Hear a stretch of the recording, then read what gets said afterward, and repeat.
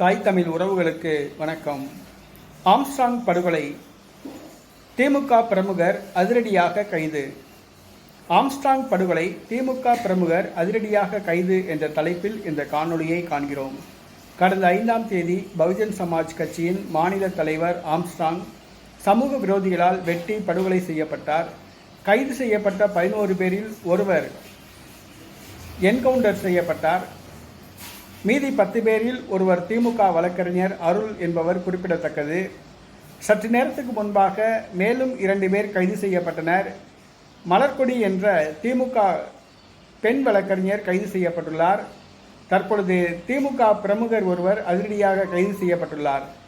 திருவள்ளூர் மத்திய மாவட்ட இலக்கிய அணி துணை அமைப்பாளர் குமரேசனின் மகன் சதீஷ் அதிரடியாக கைது செய்யப்பட்டுள்ளார்.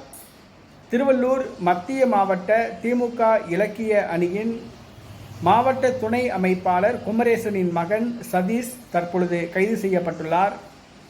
ஆம்ஸ்ட்ராங் படுகொலையில் தொடர்ந்து திமுகவினர் கைது செய்யப்பட்டு வருவது பல்வேறு சந்தேகங்களை எழுப்புகிறது. ஆம்ஸ்ட்ராங் படுகொலையில் திமுகவுக்கு ஒரு முக்கிய தொடர்பு இருக்கும் போல தெரிகிறது. தொடர்ந்து திமுகவினர் கைது செய்யப்பட்டு வருகிறார்கள். விசாரணையின் பொழுது என்ன நடைபெற்றது, அந்த சதீஷ் ஆம்ஸ்ட்ராங் படுகொலையில் அவருடைய பங்கு என்ன என்பது தெரிய வரும். அவர் தற்பொழுது அதிரடியாக கைது செய்யப்பட்டுள்ளார்.